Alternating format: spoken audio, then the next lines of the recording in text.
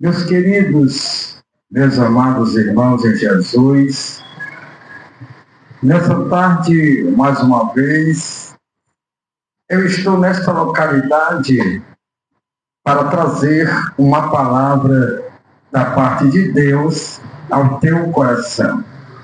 Meus queridos, nós temos visto e presenciado muitas coisas nesses últimos dias que está nos trazendo um pouco de preocupação. Mas eu quero dizer que vós não se preocupeis com aquilo que está acontecendo, porque a Bíblia Sagrada diz que nos últimos dias muitas coisas iriam acontecer e está acontecendo. Não se surpreenda, não se escandalize pelaquilo que está acontecendo. Eu queria deixar uma palavra da parte de Deus ao teu coração aqui nesta tarde.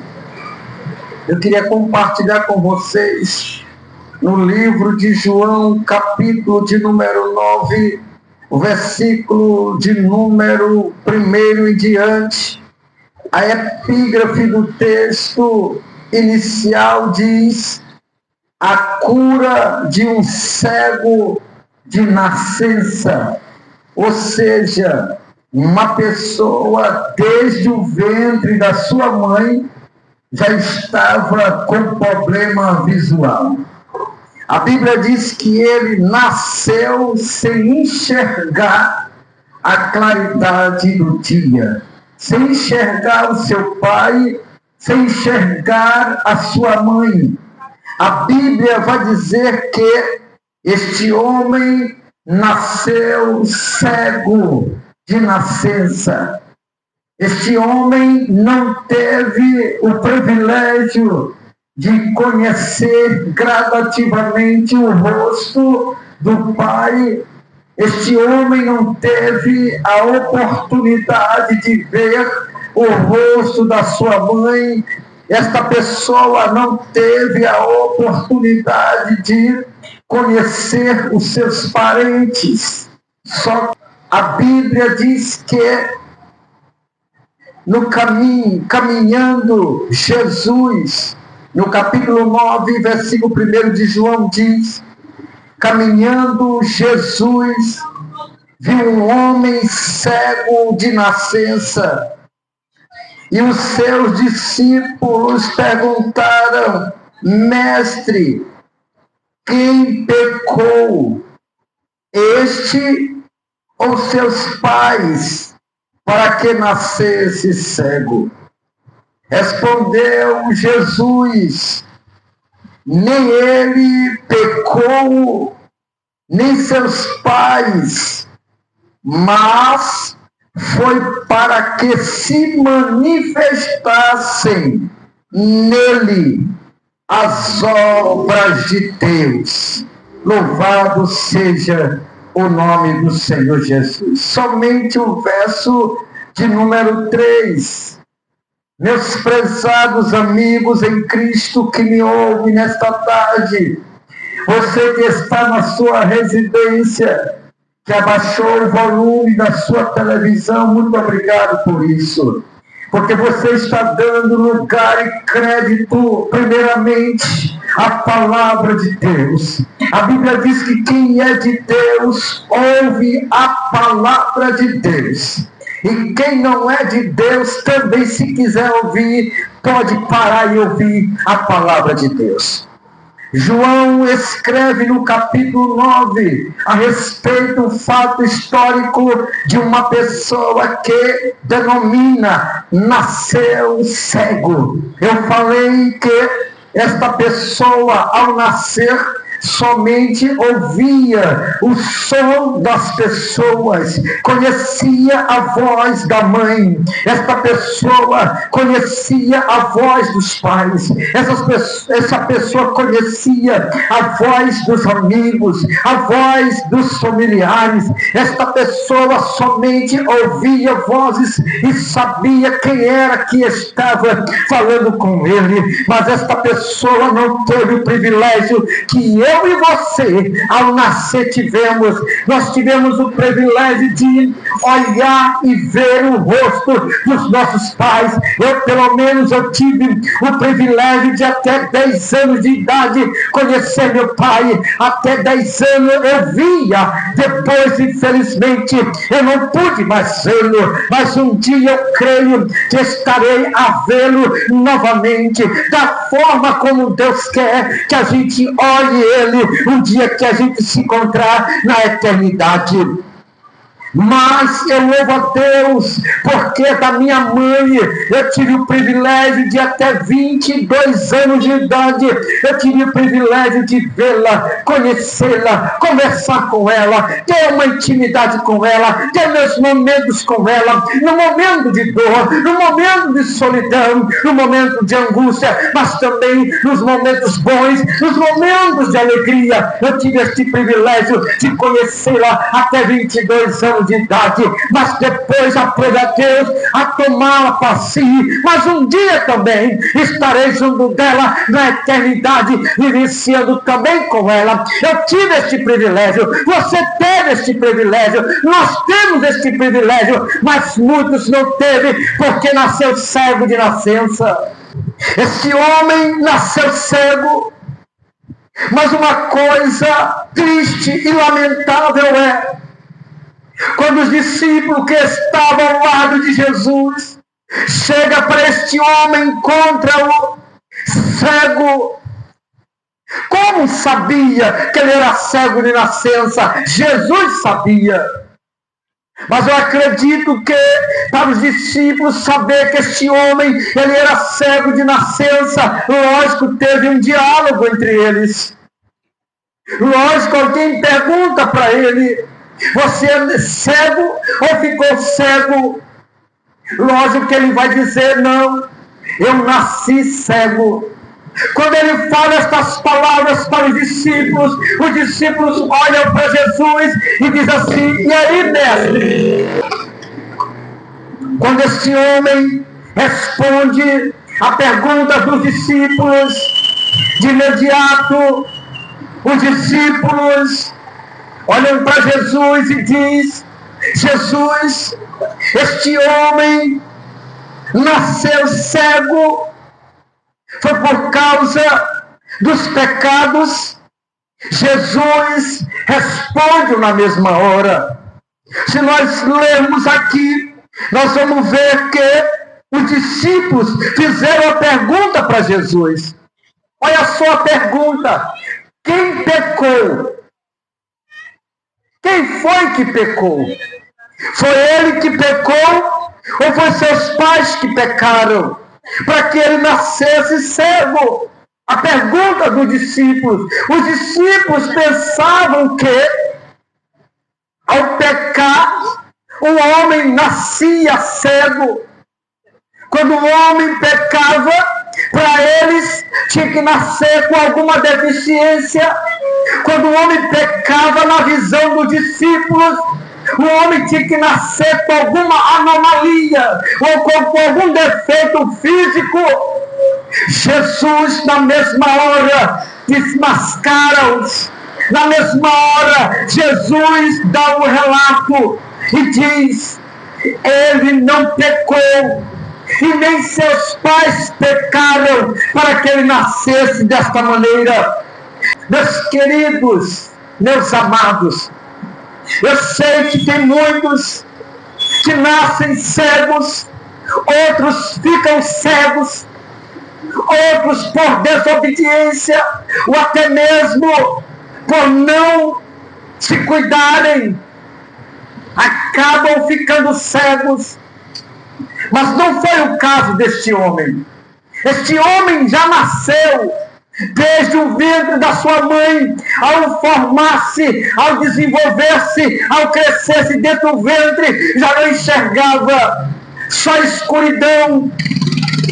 Imagine uma pessoa que desde o ventre só via escuridão. Quando dormia, escuro. Quando acordava, escuro. Os cegos de nascença, observe que a cegueira tem tomado conta da humanidade. A cegueira espiritual tem cegado muitos líderes. A cegueira espiritual tem cegado muitos membros. A cegueira espiritual tem cegado muitos políticos. A cegueira espiritual tem cegado muitos da humanidade. Meu irmão, eu não sou cego. Amém. Glória a Deus. E por que você não consegue enxergar mais Jesus? Por que você abandonou? Por que você deixou Jesus? Por que abandonou a fé? Porque você ficou cego espiritual. Este homem nasceu cego, mas Jesus disse, ele nasceu cego, sim, desde o ventre da mãe. Mas este homem nasceu cego, foi para que se cumprisse e manifestasse a obra de Deus. Mas, irmão Orlando, por que muitos cegos nascem cegos e morrem cegos? É porque as igrejas não se aperceberam, mas para isso, as igrejas não estão mais preocupadas em orar para Jesus restaurar a visão do cego. As igrejas não estão mais preocupadas em orar para Jesus levantar o paralítico. As igrejas não estão mais preocupadas em orar para Jesus salvar, para Jesus batizar, para Jesus dar graça, da saúde. As igrejas estão preocupadas com outras coisas, menos isso. As igrejas não estão preocupadas com outras coisas, não estão mais preocupadas para fazer a obra de Deus. A Bíblia diz que Jesus disse que este homem, ele nasceu cego, sim, mas para que se manifestasse a obra de Deus. A obra de Deus se manifestou na vida deste homem. A obra de Deus se manifestou no filho de viúva de Naim. A obra de Deus se manifestou na vida daquele homem que estava na Porta Formosa. A obra de Deus se manifestou na vida das duas irmãs de Lázaro, quando viu Lázaro ressuscitando. A obra de Deus ainda existe. O povo que não quer mais saber. O povo não quer mais saber mais da manifestação da obra de Deus. Estou preocupada com outras coisas, menos da obra de Deus. Estou se preocupando com muitas outras coisas, menos para se cumprir a obra de Deus. E Jesus chama a atenção daqueles discípulos e diz: ele não pecou, muito menos seus pais. Ele nasceu assim para se manifestar a obra de Deus. Este homem nasceu sim, mas Jesus disse, é para que se manifeste a glória do meu Pai, para que se manifeste a obra de Deus. Mas não foi só na vida deste homem, não. Jesus disse que se nós crermos, nós iremos fazer obras maiores do que ele fez. E por que nós não estamos fazendo? Eu vou dizer. A obra de Deus deixou de ser feita a partir do momento que eu priorizo bens. A obra de Deus deixou de ser feita quando eu comecei a me apegar a bens materiais. A obra de Deus deixou de ser cumprida cabalmente desde o momento onde eu fiquei egoísta.